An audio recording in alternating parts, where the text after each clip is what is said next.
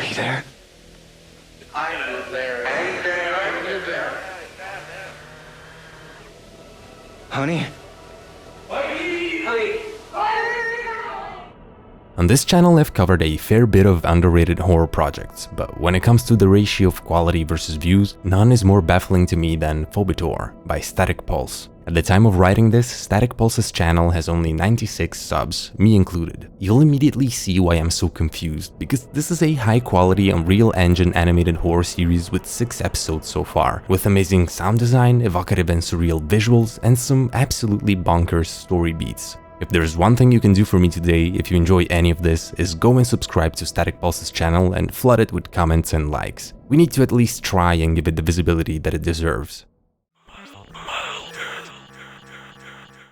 Phobetor starts simply enough. A man films from the backseat of a moving car. There's no driver at the wheel. And all around him we see an infinite landscape made of fog and strange towers. These Dreams by the 80s band Heart is playing on the radio. I'm not sure where I am. There's these weird buildings. For a brief moment we cut to a piece of conversation between a man and what sounds like a young girl.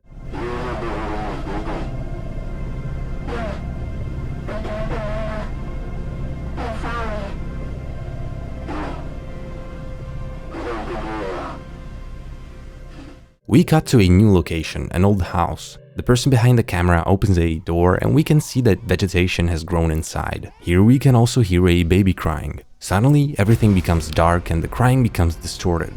And the episode ends.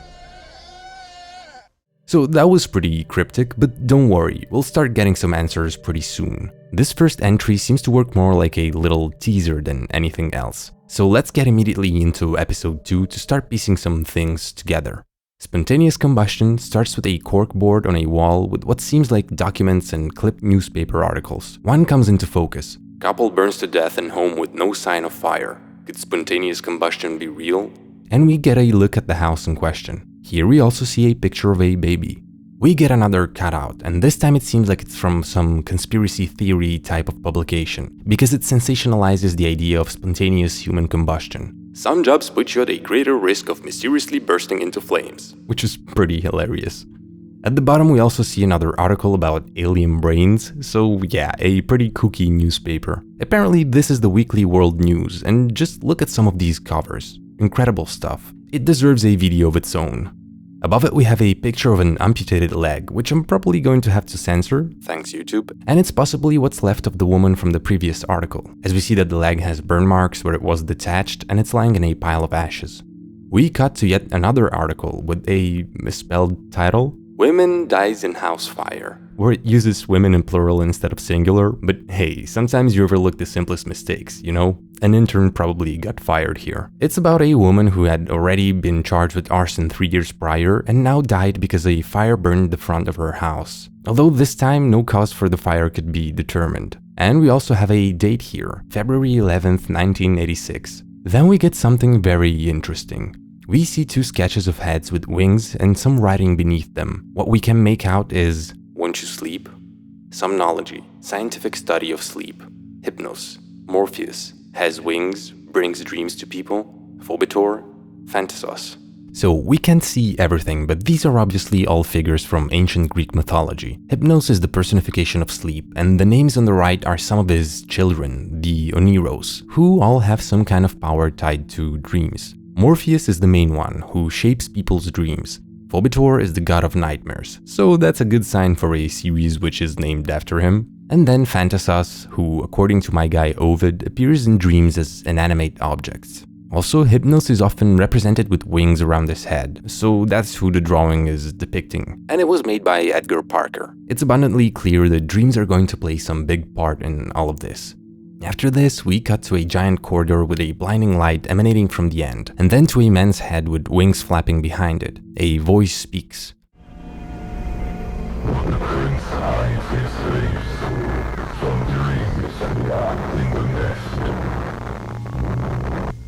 Which are once again lyrics from These Dreams by Heart, the same song that was playing on the radio in the first episode. The next section is a presentation that explains what spontaneous combustion is. In short, for those who don't know, it's when something catches fire for apparently no reason with no source of ignition. The last part is another piece of found footage, this time of a woman seemingly lost in the woods. She calls out but only gets echo in response. Hello? Hello? I passed out. I woke up here. It's a forest or somewhere. Now, keep this piece of information in mind. She just woke up in this place, which we can assume is similar to what happened to the protagonist in episode 1, who says, "I'm not sure where I am." Another important thing is when she says, I can hear something coming from the sky, I think. It's so loud. Firstly, that's horrifying. Second, that's also going to be relevant a bit later. Then, through the fog, she sees a house. But yeah, damn things floating in midair. As she looks at it, we suddenly hear a child's voice telling her to come inside.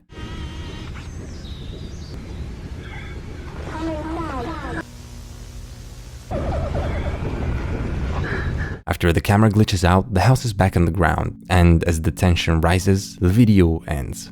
So, first thing to say, in just 2 short videos, Static Pulse managed to create 2 great and memorable set pieces. First with the towers and now the floating house, so kudos already. But I also want to mention how good both the sound effects and voice acting are. Of course, you'll have to watch it for yourself to get the full experience. Not only does the creator make his own music for the series, but he's also told me that his main job is voice acting and game development, including sound design and Foley work. So it should not be surprising how technically solid Phobetor looks and sounds, but it's still commendable. Now, what's interesting here is also that we can start to put a couple of story elements together. First off, that floating house at the end looks an awful lot like the one in which the couple burned to death. But judging by the windows and the general style of the house, we can also infer that it's the same one we saw from the inside at the end of episode 1. So it's clear that it has relevancy to whatever is going on. The next thing is the baby we saw in the picture. We heard a baby crying at the end of the first upload, and we also hear a young girl's voice calling out at the end of this one. So that's another recurring element. Then, for the big thing, we clearly have a lot of focus on dreams, what with all the Hypnos/Phobetor stuff, but also with both the tower set pieces and the floating house looking fairly oniric.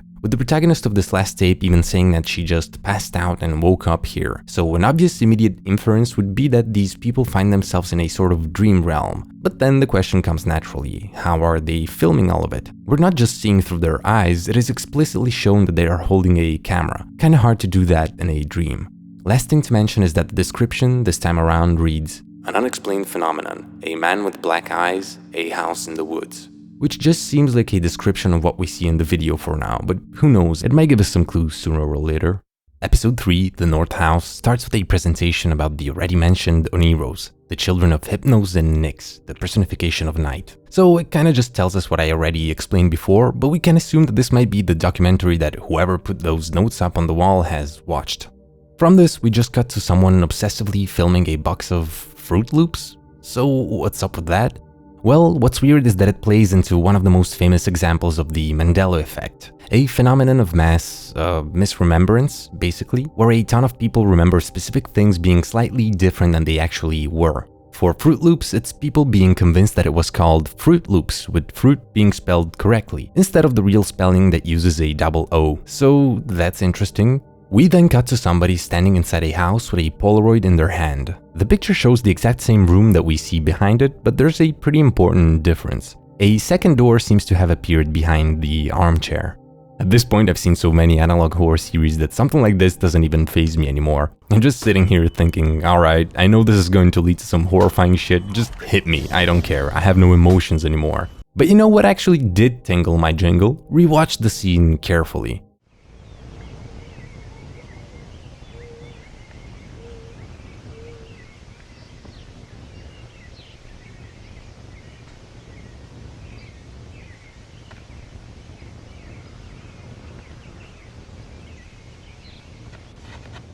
Notice anything strange?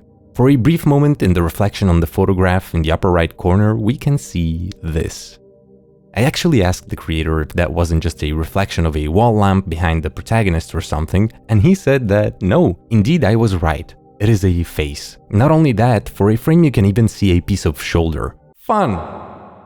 So, besides being the kind of terrifying subtle detail that I love in horror projects, this also implies that someone is observing the protagonist. At first glance, the obvious connection would be the figure we saw in episode 2, who, in virtue of having wings around his head, could be Hypnos, though here we see no wings, but it's probably the same black-eyed man mentioned in the description. Anyway, yeah, nope.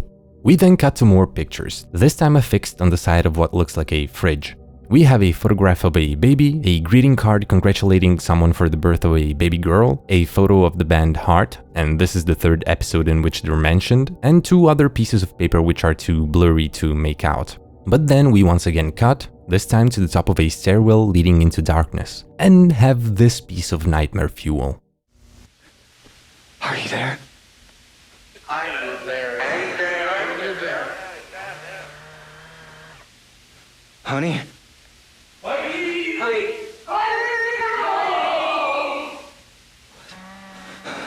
Is that you?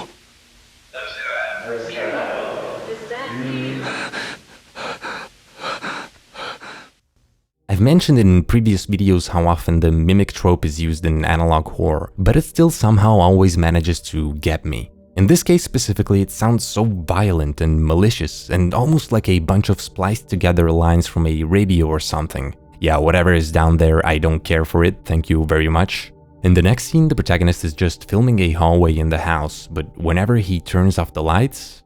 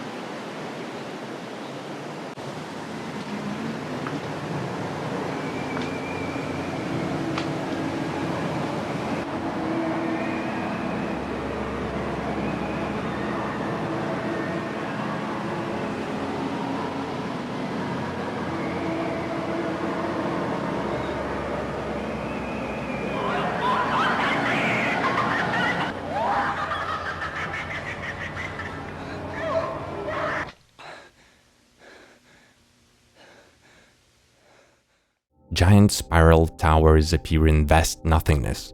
Now, at first I thought these were the same towers from episode 1, but their shape is definitely different, so it could be a different dreamscape altogether. We can also hear what sounds like distorted laughter, which becomes more of a scream. Alright then.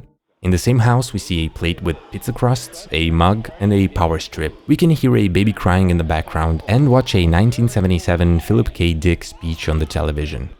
What the writer is saying is quite relevant to us, as he's talking about the concept he calls orthogonal time, which basically proposes the idea of a timeline moving perpendicularly to our normal linear perception of time, leading to overlaps, possibly branching off, and other variations. The idea here is that if a variable were to be changed in the past, this could create a branch in time on which we ourselves could be living. But this might also lead to people feeling like they have past lives, according to him. In our case, this obviously fits well with the concept of the Mandela effect, which has been openly hinted at in this episode. At the end of this scene, when the baby stops crying, we suddenly start to hear what sounds like a woman screaming desperately. Had been made, but not in our present, had been made in our past. Evidently, such an alteration would have a peculiar effect on those persons involved. Afterwards, we cut to a taped interview. Okay. When we got to the house, both parents were gone. Just piles of ashes. They somehow caught fire in separate rooms. No sign of a fire anywhere else, just smoke from their bodies. Oh, and one more thing. Nothing else was burned or even scorched. All the furniture was missing when we arrived. Archive tape 6 covers this. Link to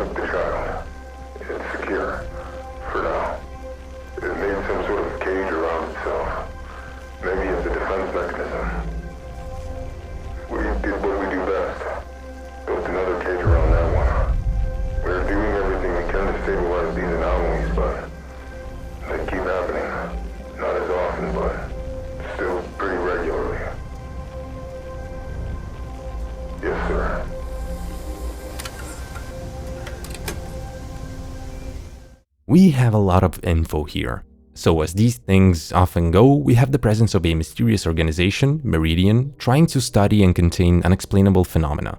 In this case, he's referring to that couple who spontaneously combusted, the Norths. And if it wasn't already clear, the incident happened inside the house that we keep seeing. But that's the least interesting part in all of this. We have a confirmation of the fact that a child was found in a North family house, which we can assume is the same baby girl we also keep seeing in pictures. Now, the weirdest thing is obviously that the kid made some sort of cage around itself, possibly as a defense mechanism, and this organization in turn built a further cage around the child to contain it. Possibly this giant cube were shown in the middle of the desert. It is also implied that the anomalies we saw are connected to the child and the organization is trying to stabilize them, with little success. Now, besides this, you might also notice that the tape is being played inside an office that is the same we saw in episode 2, that has the cork board with the Hypnos drawing. I assume this is an office of the Meridian organization, specifically of a team investigating these phenomena. An interesting detail we can also notice briefly here is the presence of the coma recovery scale, which is basically a scale used to assess the level of awareness of a patient in an unconscious state, such as a coma.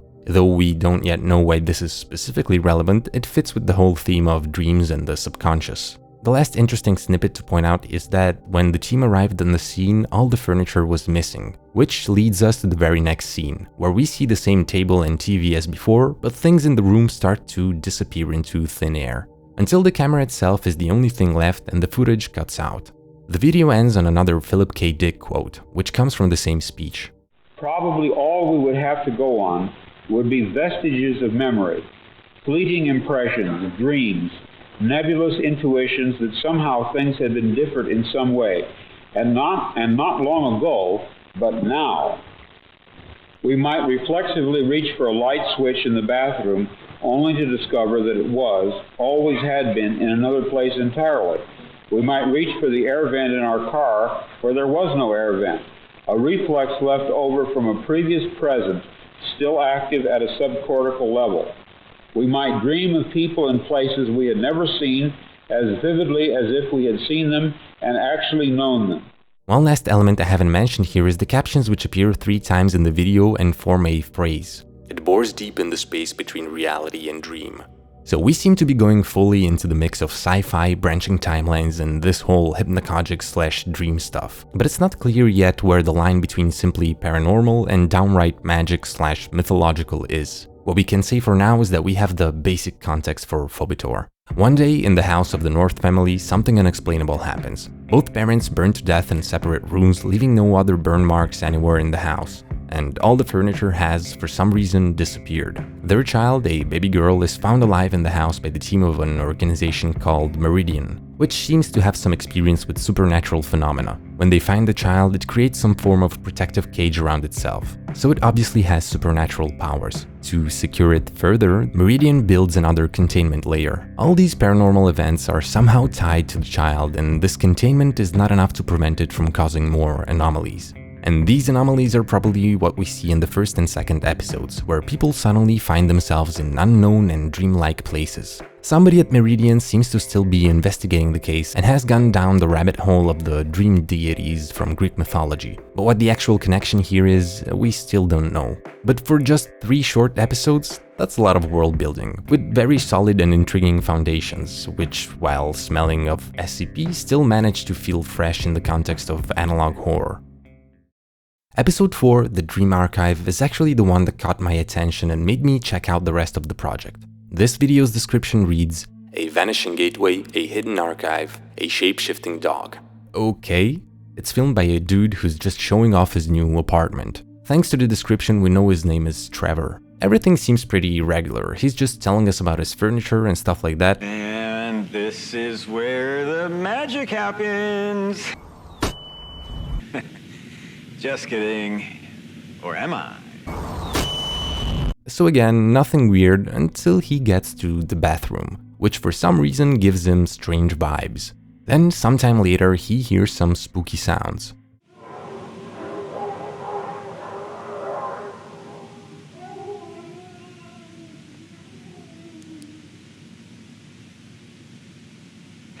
Hello? Who's there?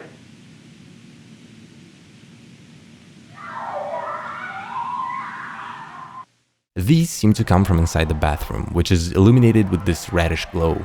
As any good horror protagonist, he goes to check it out. I hear music.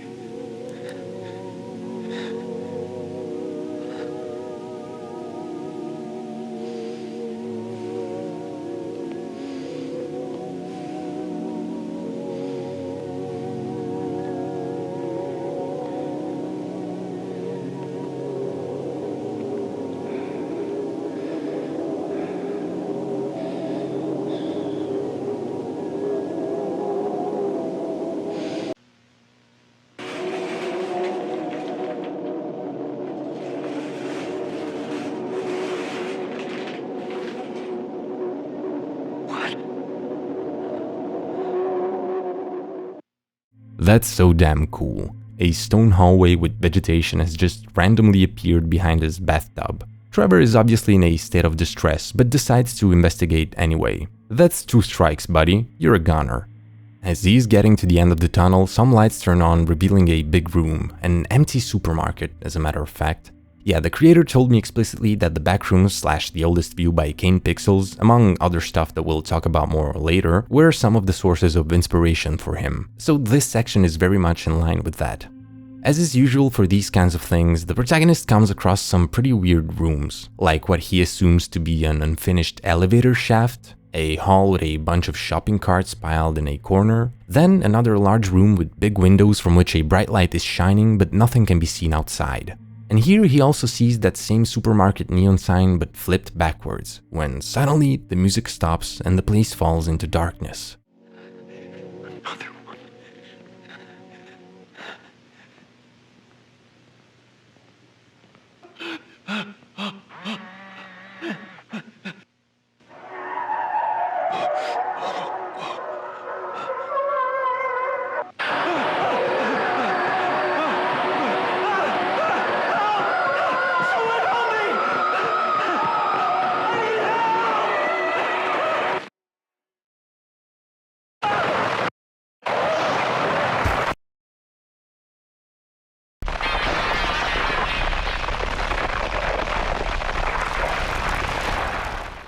Once again, I have to commend how terrifying the sound design is. It makes it so much creepier when you don't see the possible danger that's coming and the sound alone is enough to make you creeped out. The mystery, the unknown itself, just adds to the horror. Also, I love that Trevor doesn't do the usual turning around to film what's chasing him thing that characters always do in these projects. My guy is just bolting out of there. He manages to run back through the stone hallway and crashes back into his bathroom. But you might have already noticed that something is clearly off here. And as he keeps exploring the house, it becomes even more apparent. Just like the neon sign, everything inside this apartment is mirrored. Soon, Trevor himself is forced to realize that the nightmare isn't over, because there's another big opening in one of his walls. As he keeps exploring, he comes across something quite peculiar.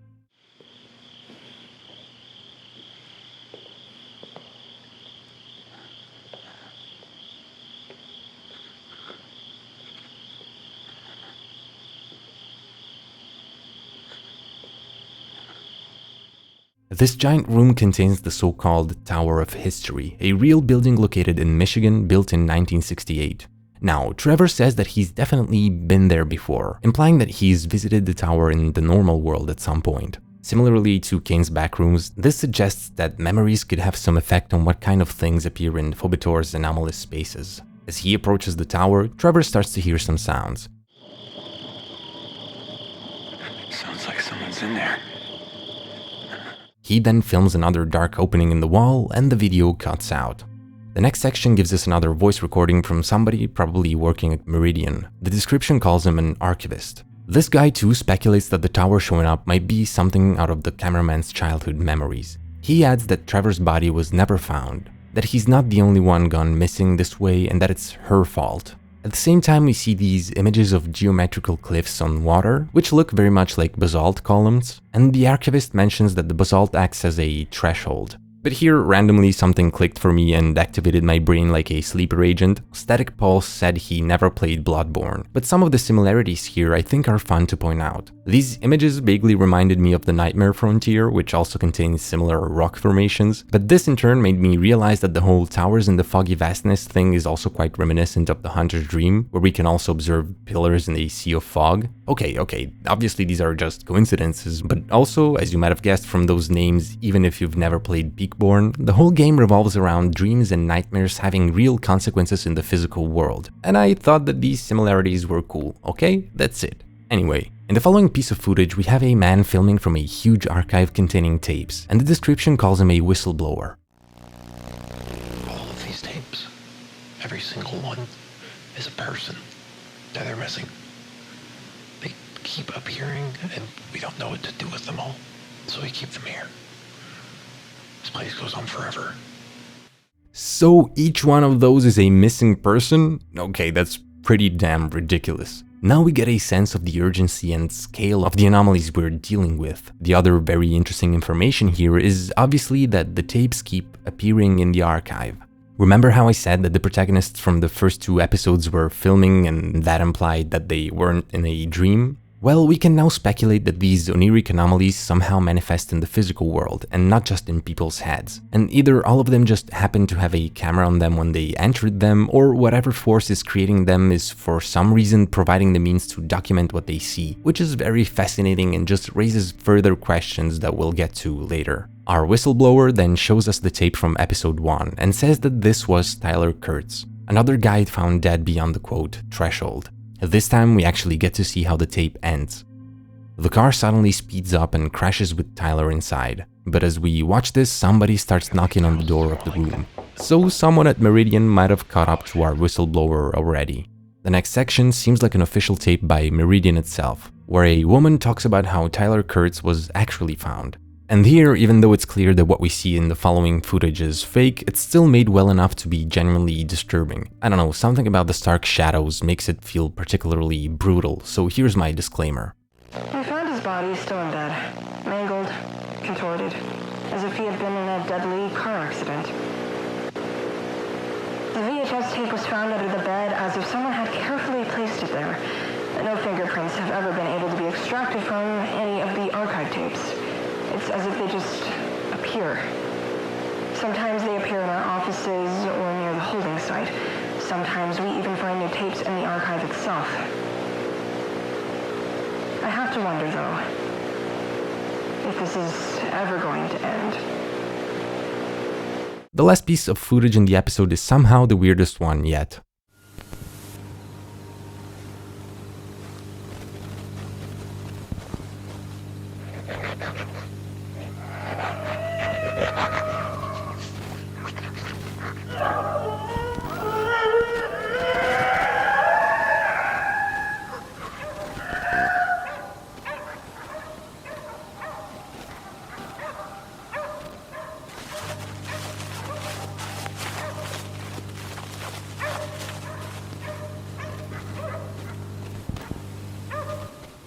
It shows a dog being filmed from a security camera in the backyard of a house, and the thing suddenly animorphs into a dude and skedaddles all hunched over. So I guess we now know what the shape-shifting dog from the video description was about. And it's such a creepy scene where, once again, the sound design ties everything together. I also like when creators find smart ways to get around their limitations. If this scene was just made normally, it would have probably looked kind of fake and goofy. But the decision to make it look like low frame rate CCTV footage fixes that by leaving some of the details to the viewer's imagination. Good job. Besides that, in general, this is the best looking episode so far. From the exploration of full-fledged 3D environments to the character model of the dead guy at the end.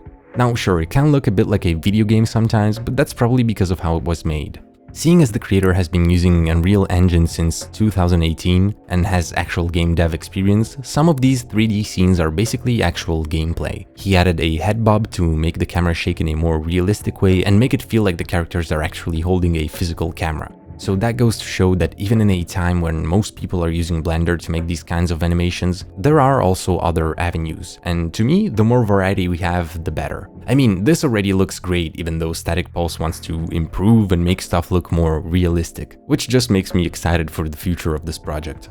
As I said with the Malbolge Trench video, anytime projects like these have things that set them apart from the rest, it's a big win in my book. However technically quote-unquote polished they might look. Also just kudos for ingenuity. We also get so many new developments here. We see how the dreamscapes can actually appear in the physical world in the Trevor section. It's not clear if he went to sleep or passed out before he started hearing the noises and went to investigate, or if it just happened while he was still awake. But whatever the case, we understand that what happens with these anomalies has very real consequences on the people trapped in them, as we see with Tyler. The detail of him being found in his own bed is obviously important, because it implies that he was possibly killed in his sleep. He went to this oniric landscape and the car he was in crashed, and in the normal world, his body suffered the consequences of the crash, getting all But we also see that these are just two of an immense amount of cases where people suffered similar fates. The new and more interesting question now becomes, why are they always taping these anomalies? How are these tapes appearing on the scenes of their deaths or in Meridian's archives and offices? This all points us to the force behind all of this, wanting people to witness what is happening. It would not be the first piece of horror to have the villain feeds on human fear dynamic. I mean, that's Nightmare on Elm Street, It, The Babadook, hell, it's even that one Teen Titans episode about the cursed tape which traumatized me as a kid. I know some of you just got PTSD right there. The follow-up here would be, what's the role of the child, and most importantly, what the hell was that dog shape-shifting into a human? The last thing to mention for now is that this episode also has hidden subtitles. This time they read, "She sees you." Very comforting. Episode 5, Inside the Cube, gives us more details on the containment of the anomalies. We see Meridian's people standing outside the giant black cube in hazmat suits. As you can see, the surface of the thing is constantly rippling with waves, almost as if it was covered in liquid. As the agents get closer, we can hear that the cube is also very noisy. This area delineated in yellow tape seems to be the entrance. We get a POV of an agent walking into the thing, and inside it looks like a child's playroom. Toys, a television playing cartoons, and even walls decorated with clouds, probably to not make it look like a dreary basement. A for effort. It's here that we're also introduced to Mr. Dog, a children's mascot. We see posters of him on the walls with text saying things like, "Don't think about your nightmares," and "Dreams are bad. If you dream, Mr. Dog will know." And there's also a loop on the television.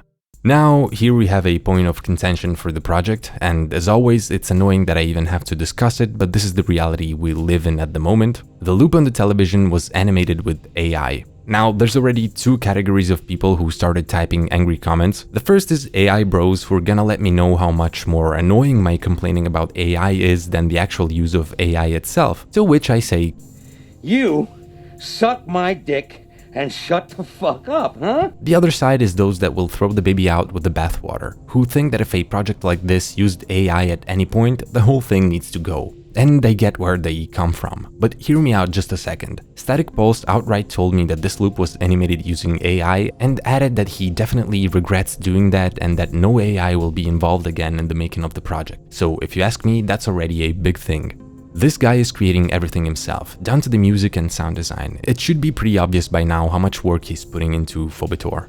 I look at something like this as an avoidable mistake that the creator has recognized as such and confirmed that he will not make it again. And a lot of people hate AI for many different reasons, most of which I completely agree on. But one of the main reasons for which I dislike it enough to constantly point out its use is simply because it's such a silly way to cheapen your work.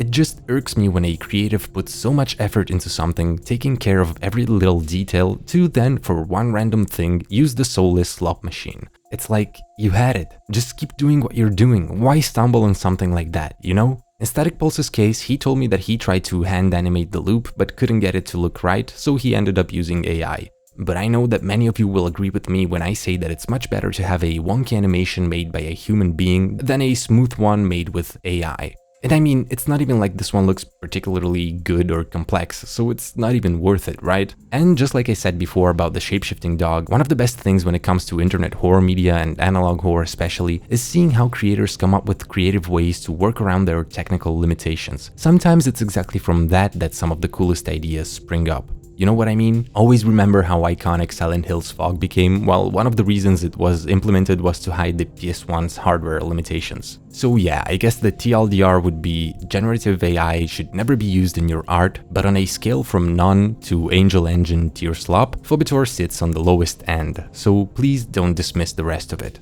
Sorry if I rant about this stuff and break up the pacing, but it has to be pointed out in my opinion, and I feel strongly about it, so that's what you get. Now let's get back into it. As the agent walks around this room, either his radio or that intercom looking thing on the wall suddenly begins to screech. The lights turn off and the TV just shows a no signal screen. The door on the other side of the room is now opened and our guy goes through. Before that, though, a Zalgoed out subtitle appears reading, "In the house." It leads to another backroom looking area that's a bit hard to make out, but here music begins to play and the footage cuts out.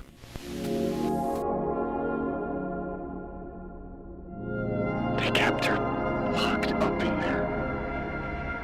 Like some kind of animal. Maybe we deserve what's happening. It was never the child's fault. She is not the one in control. It's something else.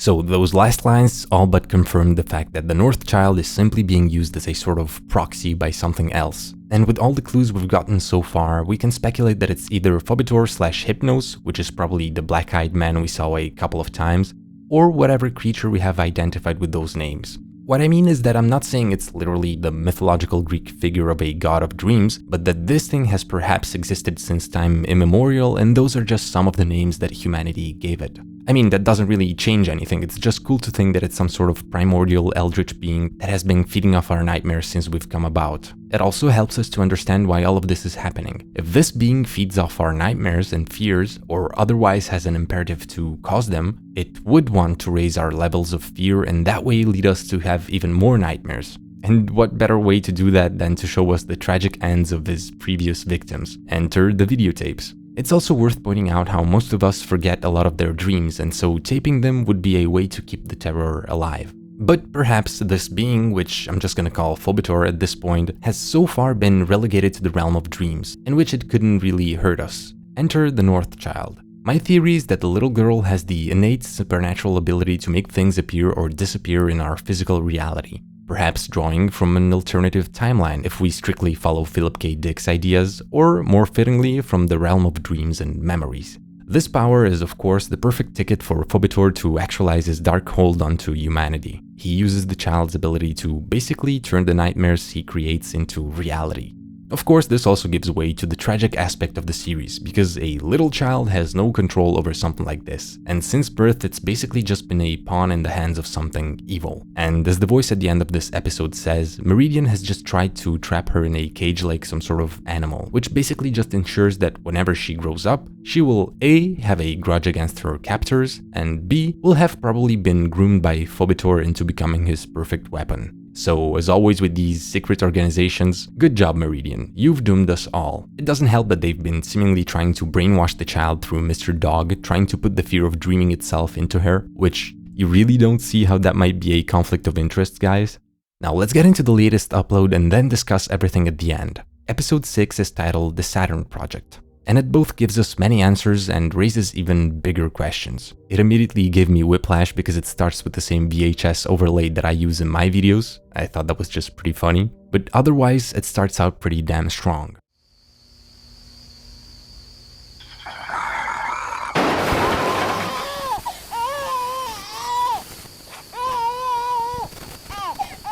We see what we can assume is the North girl sleeping in her crib at the house, when suddenly the figure of a man hanging upside down from the roof appears for a second right over the baby's crib, and it looks like it's reaching down for her. As it disappears, we hear a loud noise and the camera shows static as the girl starts crying.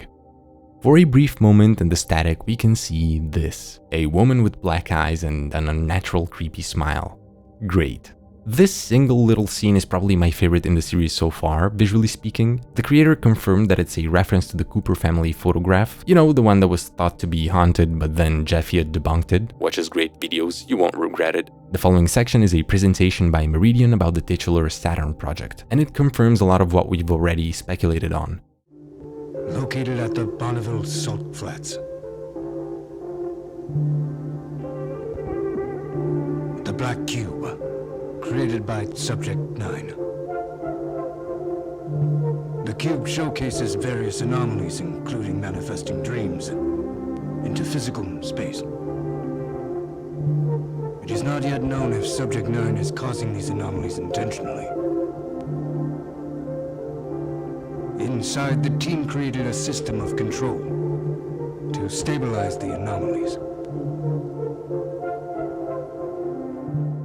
So this already is important. First off, we now know that the cube is located in the US. Second, we learned that by 2002 the girl is 2 years old. Third, and this makes a lot of sense looking back on it, the cube itself was created by her, while the playroom inside was made by Meridian, not the other way around. Duh, right?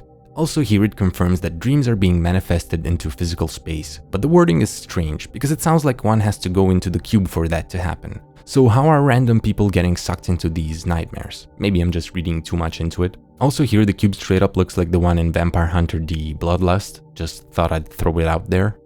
Also, a 2-year-old barely knows it's alive. I doubt it's intentionally snatching people up into alternate nightmare realities. We created a character called Mr. Dog to solidify the programming. The dog form was chosen due to reoccurring anomalies that manifested in the form of dogs. This animal form resonates with Subject 9 on a subcortical level. It has slowed the anomalies, but has not stopped them from occurring. And here we have a confirmation that Meridian is responsible for the creepy mascot. Also, is it just me or the narration kinda sounds like the intro of Mortal Kombat Deception? The dog form was chosen due to reoccurring anomalies that manifested in the form of dogs. It was not by chance that this struggle came to be. Anyway, the last part tells us that the North family's house appears regularly in the nightmares and that one should not enter it, but should instead try to find a way out, which sounds like some wishful thinking. After more static, we see a video about the Tower of History playing on a TV. But of course, this also starts to become spooky when the audio begins to distort. The following section is first-person footage. Alright, I'm in. I made it over the threshold. Roger that. Report any anomalies you see. Well, yeah, okay. This whole damn place is an anomaly. Look for any sign of Subject 9. Roger that.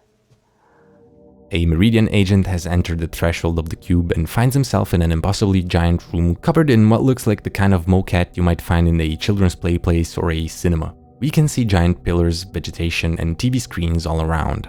At one point, the agent comes across trees and a road sign that just reads, "She sees you." I also want to say that I love these little particle effects flying around like tiny will-o'-the-wisps. Once again, we have the noise coming from the sky, just like in episode 2. Are you hearing this? There's a loud noise coming from the sky. You might want to have it analyzed.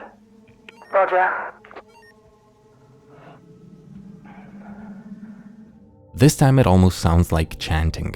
Our guy then reaches the North House and does exactly what the previous presentation told him not to. Wanna wager on how this ends? As he climbs the stairway, he mentions something called Gateway Oxhead, which we haven't heard before. When he enters a room upstairs and sees an opening in the wall, he says that this is the gateway. As he goes through, he notices children's toys strewn around and then...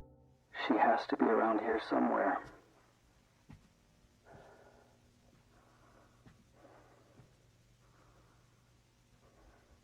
Oh, shit. Owens? No! Stay back! Please! Owens, do you read? It seems like the child attacks him. That doesn't look like a baby face only to me, right? The sounds it makes also point to this. After this, we get more comments by someone named Dr. Wiseman. We found traces of columnar basalt in every tape that's been analysed so far. We believe the Tower of History acted as some sort of catalyst to bring the entity over the threshold. The North Estate was located on Water Street, merely 400 metres from the Tower of History. Our studies have found an ancient site beneath the tower. The church knew this. That's why they chose the site to build a shrine. But why? What does the church have to do with these manifestations?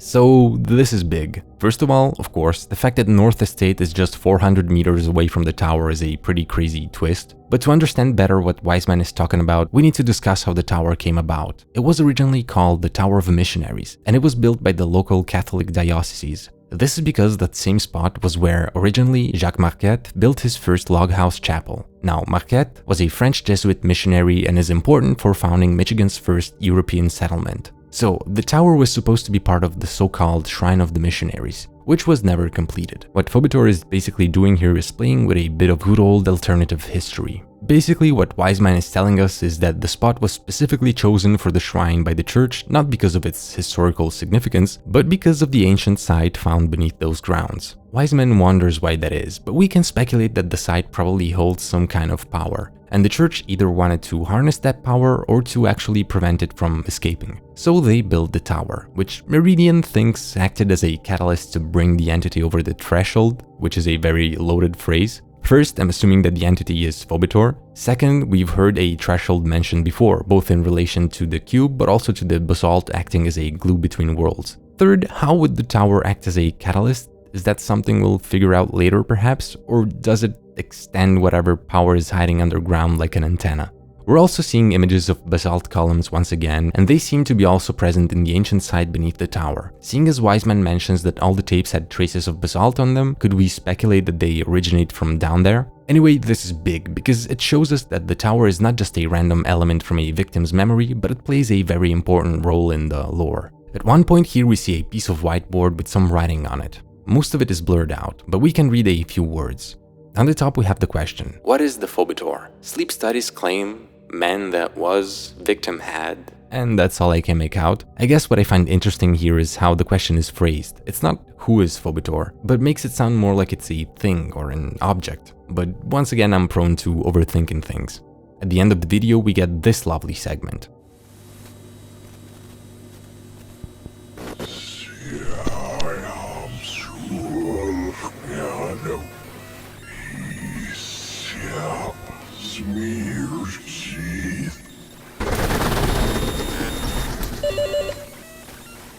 So I think we can assume that this dark figure which appears surrounded by fog is what I've been calling Phobetor, but again, now I'm doubting even that, and the location is pretty clearly the entrance to the containment room that Meridian built for the child. You might have noticed that the figure is saying something. If we reverse it, we get this. These dreams I see when I close my eyes. This is almost word for word a quote from, you guessed it, These Dreams by Heart. For some reason, the fact that this nightmare-inducing being seems to be obsessed with Heart makes it just more terrifying to me. Can you imagine you go through surreal horrors and meet this dark ancient thing that, when it's about to kill you, just hums a soft rock song from the 80s?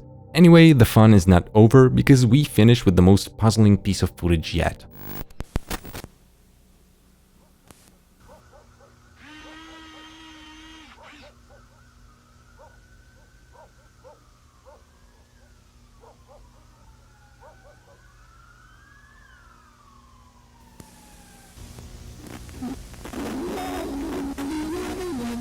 Yep, that looks like the Earth suspended over, the Earth. Hashtag just Michigan things. So that was the latest episode of Phobetor, but I have it on good authority that something new and spooky is coming pretty soon. So go subscribe to Static Pulse's channel and be on the lookout. As for us, let's try to make a bit more sense of what we've seen so far.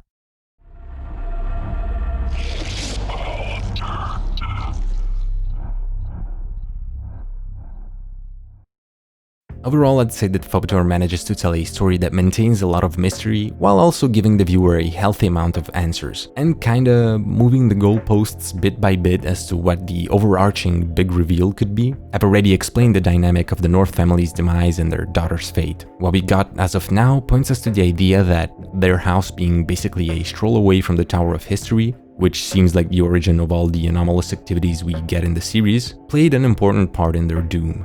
We now know that beneath the tower lies an ancient site that the Catholic Church is privy to, and Meridian thinks that it's involved in the anomalous events taking place, but they're still not sure of exactly how.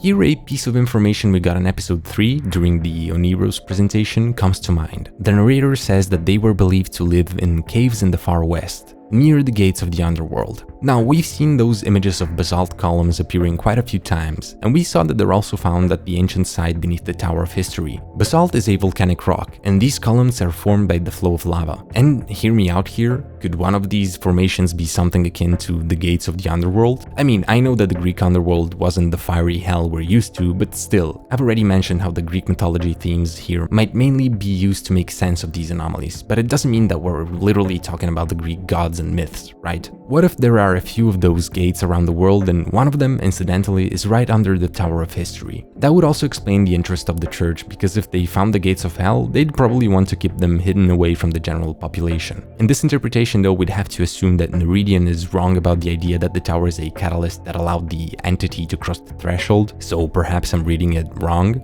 Maybe the church has been corrupted and was actively working to bring about this entity? I guess we'll find out later. Also, there we go again with the mention of the threshold. What is a threshold if not that which you cross when you go through a gate? Huh? That phrase from Wise Men could mean that this entity crossed the threshold from the underworld to our world. So Phobetor came through, and maybe the first thing he did was go to the North family's house to use his powers on the child, who would then herself act as a catalyst for him. If I had to just scrape this together, I'd suggest that maybe that shape-shifting dog we saw was Phobetor arriving at the house. After all, we know that classically he was believed to show up in people's dreams in the shape of animals. Also, we've been told that the mascot Mr. Dog was created because of the numerous anomalies that appear in the form of dogs, and that it resonates on a subcortical level with the girl. So this is also a clue towards this theory. Then perhaps the scene of the hanging man over the crib is the exact moment he made contact with the kid. Although there's a couple of problems with this, mainly the fact that when we see him show up as a dog, he's naked, while the hanging man is wearing a shirt. I mean, for a shape-shifting god from the underworld, that wouldn't be a crazy inconsistency, but it's still weird. Maybe the shirt was just to make the image even more similar to the Cooper family photo, or perhaps it's just showing us one of the nightmares with which Phobetor plagued the little girl. I'm not sure. We also know that all we see is not told in chronological order, because, well, that's been pretty obvious, but one of the most interesting moments in this sense is in the very first episode, where we get that brief piece of interview. It's clear that the girl answering is the North kid, but she sounds definitely a bit older at this point, so we can't be sure of how far in time the story here extends. The latest date we have been shown was 2002, where the child was still only 2 years old. Then, one big point of debate here could be the nature of the anomalies themselves. We don't know if the Philip K. Dick speech was intended to give us a real clue into what's happening, as in we're dealing with actual branching timelines and such, or if it was just meant as a parallel. It could be a way to put these anomalies into a more scientific light and begin to make sense of them. After all, we've seen different types of phenomena beyond the appearance of impossible spaces in the physical world. There's the whole thing about spontaneous combustion, for example, something that's had a few tentative explanations over time, the likely conclusion being that no, it simply is not a real thing, and in each case there was actually a source of ignition that had been overlooked, such as a cigarette or a candle, and that the strange state in which the bodies might be found, namely with their limbs being left intact, is due to the clothes of the person acting as the natural wick. But then we also have the whole disappearing furniture problem, which I'm not sure what to make of it. This might just be a room changing as it turns into its nightmare version, and it's similar to doors or hallways appearing where they shouldn't, but I feel like there's more significance here that I'm missing, so as always feel free to chime in. There's a bunch of other questions we could ask, like what's the significance of the heart song? Is it just something that fits the series so Static Pulse decided to use it? But then why does it seem like the entity is specifically fixated on it? We also saw that picture of Heart on the fridge in the North family house, so could it be just a song that Subject 9's parents really liked and often played in the house, so it kinda just stuck to the kid's subconscious and is now manifesting randomly as a memory? But then also, why does it seem like sometimes the child directly attacks the people trapped in the anomalies? We saw it happen in the last video, but we've heard the girl screaming in other moments too. who is actually hurting these people? Because I would have assumed that it's Phobetor, but perhaps it has to use her as a proxy for this too. And then, who the hell is that woman we see smiling through the static? Could it be a grown version of the North Girl? Or is it somebody else we don't yet know? Finally, most importantly for me, what the hell was that at the end with the Earth floating in the sky? Is it just yet another anomaly someone got stuck in, or is it implying something on a much bigger scale? Well, I guess we'll just have to wait and see.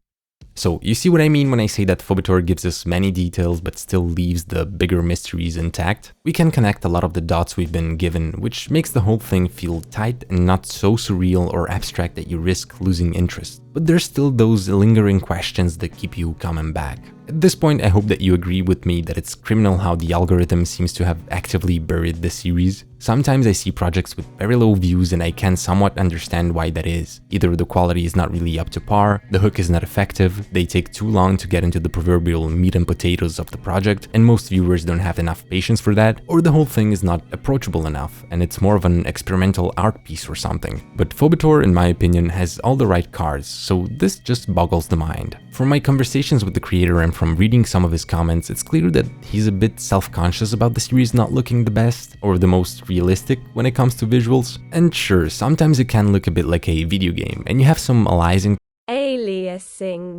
problem, which are especially noticeable in the house section of the 6th episode. Some stuff might look a bit bare and things like that, but I'm really just splitting hairs here. If anything, this being made in Unreal Engine makes it look different from a lot of other Blender animated projects, aside from actually just looking very much up to par in my opinion.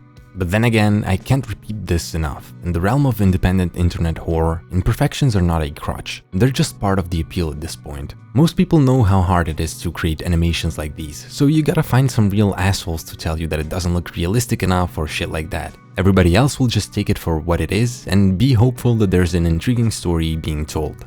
Just look at the reception of my Malbald Trench or Route Back Home videos. So many people loved those even with their glaring limitations, often even in virtue of those limitations. Almost everything in Phobetor looks great to me. If there's anything in this sense that I did not care for were the more classically analog horror style presentations, like the spontaneous combustion and the Oniros ones, but that's just because of how often I've seen that style already and because they break up the otherwise good pacing of the episodes. Beyond that, one aspect in which this series clearly shines is sound design, from the music to the voice acting to the Foley work and all the creepy distorted noises. Static Pulse's professional background adds a lot to the overall quality. I often tend to point out how important sound design is for horror projects and how often it can feel a bit overlooked, so whenever there's moments that work well in that aspect, I always try to praise them. And in the case of Phobetor, well, that's basically a constant, so great job. It goes a very long way to set the right mood. Now, let's get to the actual inspirations here and tell me in the comments if you've noticed them. The creator told me that one of the biggest influences here is the first Silent Hill, specifically Alessa Gillespie's storyline, which, first of all, goated taste. Second, for those not in the know, Alessa's story is basically that she's been violently abused since childhood by a cult known as The Order, led at the time by none other than her mother, Dahlia. The purpose of this abuse was to transform her into a catalyst for the rebirth of the god that the cult worships. Now, while I've played some of the Silent Hill games and I especially love the first one, I'm very much a layman when it comes to their lore. But from what I remember and by helping myself with the wiki, the cult did this because Alessa had supernatural powers since birth. And after years of physical and psychological torture, her mother decided to perform the ritual herself by setting the girl on fire.